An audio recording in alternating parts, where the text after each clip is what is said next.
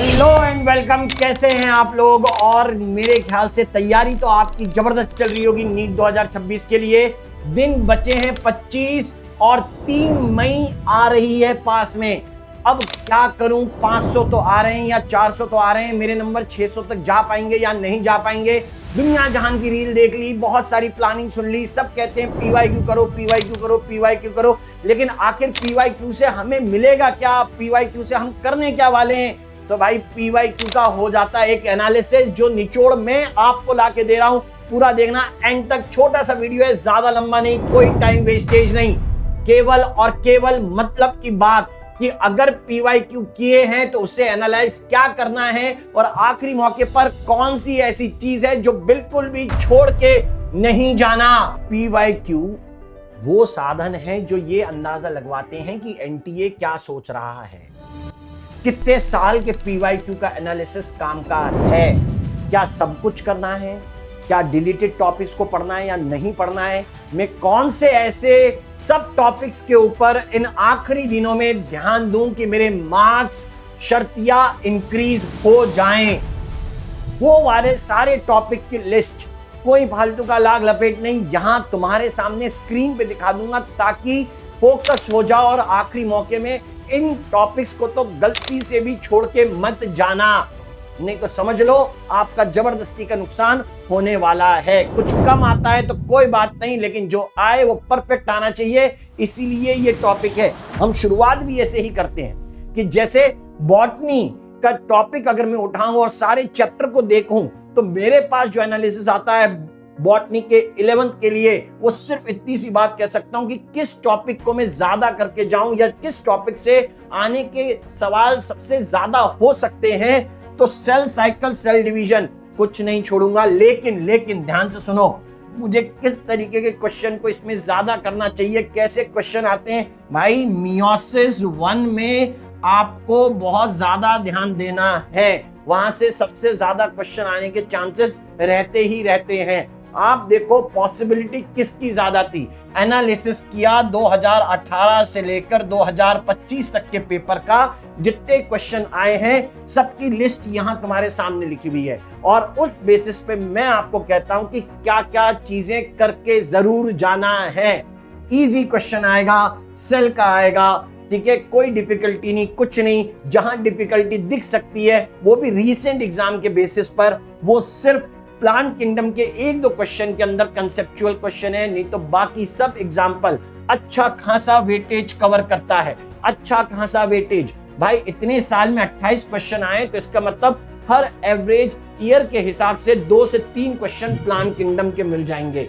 ऐसे ही 3 क्वेश्चन कम से कम मॉर्फोलॉजी के आते ही आते हैं। वैसे ही मैंने बोला ना, सेल साइकिल, सेल डिवीजन, तो इसीलिए तैयार हो जाओ ऐसे एनालिसिस को देखने के लिए, क्योंकि अगर ऐसे तैयारी करके जाओगे तो अपने आप तुम्हारे मार्क्स बढ़ जाएंगे और तुम 600 क्रॉस कर सकते हो अगर 400 ला रहे हो तो। क्योंकि सबने क्वेश्चन करने को बोला, लेकिन आखिरी मौके पर कौन से क्वेश्चन जरूरी करने चाहिए ऐसा किसी ने भी नहीं बताया। जब मैं 12th के टॉपिक पे बढ़ता हूं उससे पहले प्लांट फिजियोलॉजी का वेटेज भी देख लेता हूं कि क्वेश्चन बहुत ज्यादा नहीं आए हैं, बहुत ज्यादा क्वेश्चन फिजियोलॉजी के नहीं आए। जो चैप्टर डिलीट हो गए हैं उनको एनालिसिस से बाहर कर दिया ताकि कोई भटकाना, कुछ भी चीजें बीच में न आए। यहां सब भी मिला लूंगा, सबको भी मिला लूंगा, तो भी मैं ये कह सकता हूं कि जो क्वेश्चन आए हैं प्लांट फिजियोलॉजी से वो कंसेप्ट बेस्ड होते हैं। सिर्फ प्लांट ग्रोथ डेवलपमेंट में पीजीआर को छोड़ के, पीजीआर का क्वेश्चन आते हैं मेमोरी बेस्ड। तो जो भी चीज मेमोरी बेस्ड यहां लिखी है उसे आखिरी के दिन में जरूर देख के जाओ। आखिरी के दिन का मतलब है आखिरी के ये 25 दिन, वो 25 दिन जो तुम्हारी मेहनत को डिसाइड करने वाले हैं। 3 मई को तुम्हारी तकदीर लिखने वाले हैं। ये टॉपिक जरूर देख के जाओ। और आगे सुनो, 12th की बॉटनी के अंदर कोई शक नहीं है, कोई भी व्यक्ति बोल सकता है, चाहे किसी भी तरीके की तैयारी उसने की हो, कि मैं जेनेटिक्स तो करके ही जाऊंगा।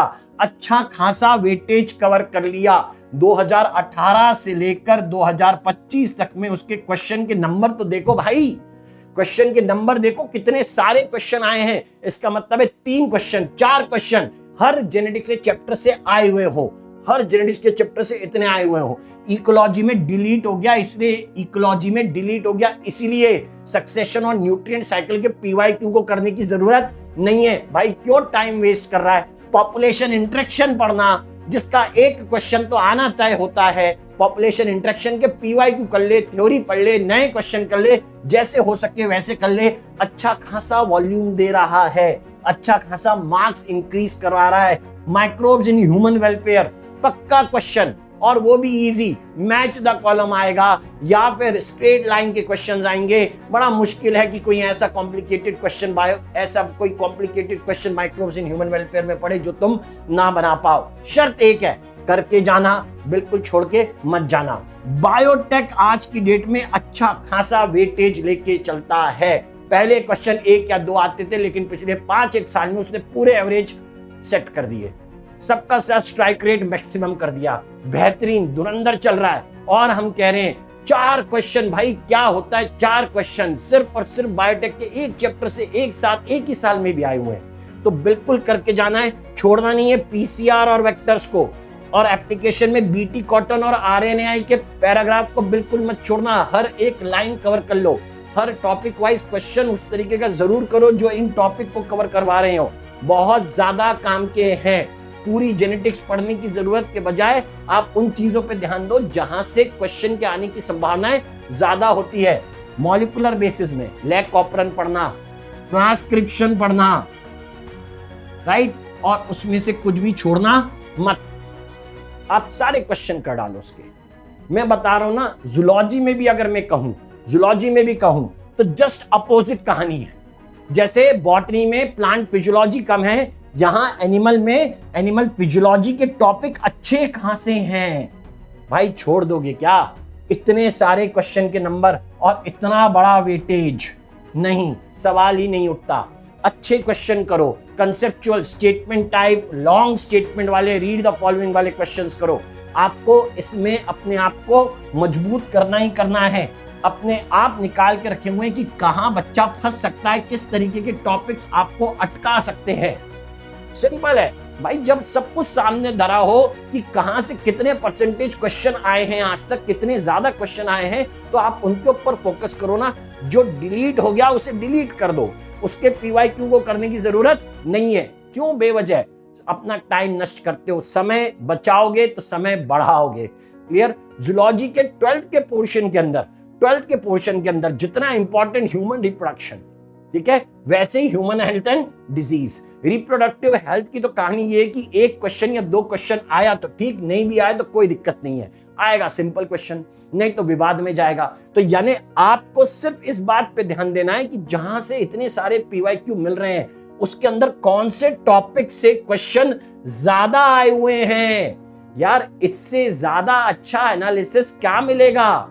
अपने आप इन वर्ड्स के बेसिस पे क्वेश्चन क्रिएट कर सकते हो तो वो भी कर लो, सब टॉपिक्स कर सकते हो तो वो कर लो। जैसे क्वेश्चन मिले जरूर करके जाओ, अपने आप को स्ट्रांग बनाओ। पर चैप्टर के इंपॉर्टेंट टॉपिक दिए हुए हैं, उनका इतने साल का वेटेज 2018 से लेकर 2025 तक जितने क्वेश्चन आए उसका निचोड़ है।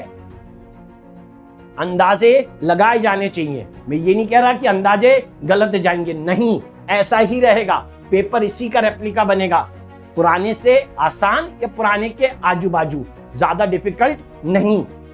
अगर किसी को पता हो कि क्वेश्चन किस पैराग्राफ से बनता है तो उसकी तैयारी अपने आप और ज्यादा बढ़िया हो जाती है, कॉन्फिडेंस का लेवल इंक्रीज कर जाता है। भाई ये सिर्फ बायोलॉजी में नहीं लगता, ये फिजिक्स में भी लगता है। मैं बता रहा हूं ना, ये फिजिक्स में भी लगता है कि आपको यूनिट एंड मेजरमेंट में से डायमेंशन का क्वेश्चन आना ही है, बिल्कुल कर सकते हो डेफिनेटली। बच्चा तो फिजिक्स में सोच ही रहा है कि क्या छोड़ के जाऊं, तो भाई ये दिख रहा है ना क्या छोड़ के जाऊं। जिसमें से क्वेश्चन कम है तो छोड़ दे, लेकिन जिसमें क्वेश्चन ज्यादा है इसका मतलब संभावनाएं ज्यादा है। देख ले, अगर इस पोर्शन में से इजी क्वेश्चन आते हैं तो जरूर उसके ऊपर मेहनत करनी चाहिए। डिफिकल्ट आते हैं और तुम्हें भी वो नहीं आता है तो भाई छोड़ दे, उसके ऊपर समय बर्बाद मत कर। साफ दिख रहा है कि कौन से चैप्टर के ऊपर आपको ज्यादा ध्यान देना चाहिए, किस तरीके के क्वेश्चन के ऊपर आपको ध्यान देना चाहिए, अपने आप पता लग जाएगा। इतने से ज्यादा क्या चाहिए? कोई दूसरी जगह भटका के नहीं रह रहा हूं कि पीडीएफ यहां मिलेगी वहां मिलेगी, यहां यहीं मिल रही है, यहीं सामने आपके पीपीटी है, कोई जरूरत नहीं है, आपके सामने स्क्रीन है, स्क्रीन का स्क्रीनशॉट लो, टॉपिक मार्क करो पीवाईक्यू में और उन क्वेश्चन की फिर से प्रैक्टिस लगा लो इन 25 दिनों में। क्या पॉसिबल है क्या 85 चैप्टर दोबारा पढ़ना? नहीं, लेकिन ये करना बिल्कुल पॉसिबल है।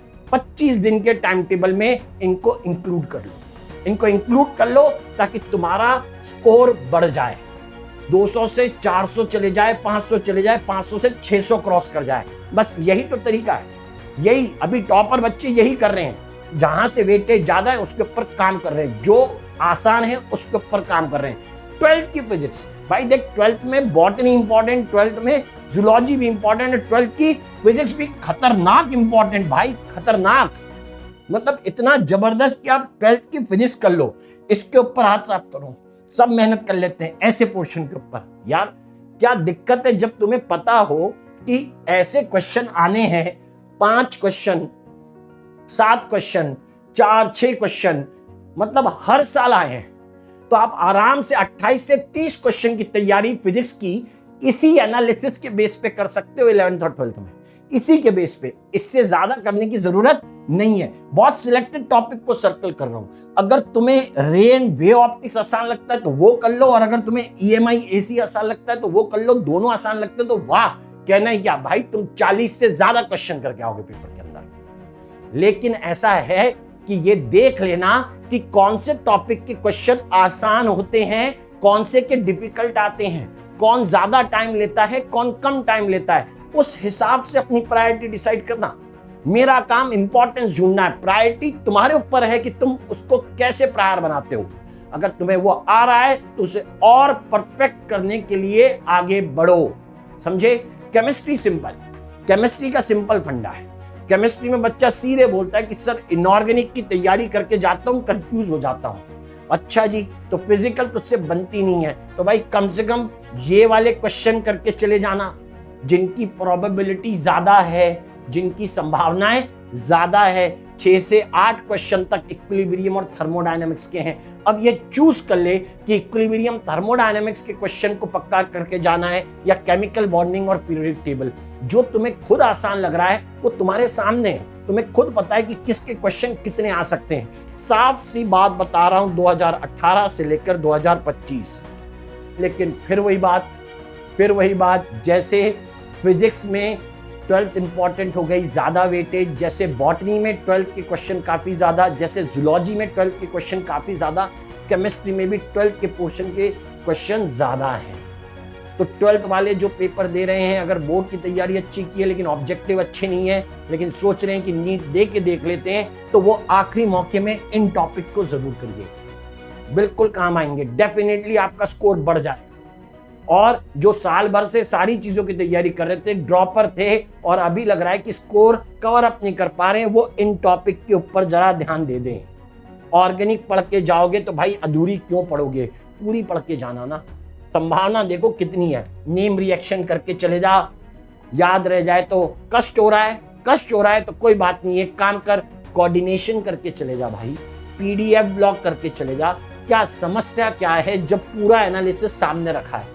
इतने सालों में जिसके क्वेश्चन सबसे ज्यादा आए हैं, इसका मतलब है 2026 में भी उन्हीं चैप्टर में से ज्यादा क्वेश्चन आने की संभावना बन जाती है। तभी तो इनके नंबर ज्यादा है ना भाई। 2026 में भी इन्हीं में से ज्यादा क्वेश्चन आएंगे। वो डिफिकल्ट भी हो सकते हैं, छोड़ दो, होने दो। अगर 6 क्वेश्चन किसी चैप्टर से आ रहे हैं या किसी यूनिट से आ रहे हैं तो कितने क्वेश्चन डिफिकल्ट होंगे? 4 थोड़ा ना डिफिकल्ट होंगे, 2 डिफिकल्ट होंगे, 4 उसमें आसान ही होते होंगे, या 4 आसान होंगे, 1 मॉडरेट होगा, 1 डिफिकल्ट होगा। वो तरीका जानो, पूरा एनालिसिस तुम्हारे सामने, इससे ज्यादा तुम्हें कुछ चाहिए भी नहीं। इतना जबरदस्त एनालिसिस जिसमें यह पता लग जाए कि हम कितने मार्क्स को कवर कर सकते हैं। ये हिस्सा अगर मैं ले लूं, पर ईयर का एवरेज निकाल लूं, तो देखो भाई पर ईयर का एवरेज निकालता हूं तो यही क्वेश्चन जो बैठते हैं वो अराउंड यही क्वेश्चन करीबन 20 प्लस हो जाते हैं। ये 12th की केमिस्ट्री की बात हुई है, 12th की केमिस्ट्री, ठीक है। इसी तरीके से इसी तरीके से मैं कहता हूं कि 12th की फिजिक्स की मैं बात करूं, 12th की फिजिक्स की बात करूं, तो ये क्वेश्चन भी अराउंड 20 के करीबन हो जाते हैं यार 12th के पोर्शन में। अच्छा, तो 12th के पोर्शन में जूलॉजी अगर मैं उठा लूं तो मुझे ये क्वेश्चन जो मिलते हैं दे आर अराउंड 15, वो करीबन 15 हैं।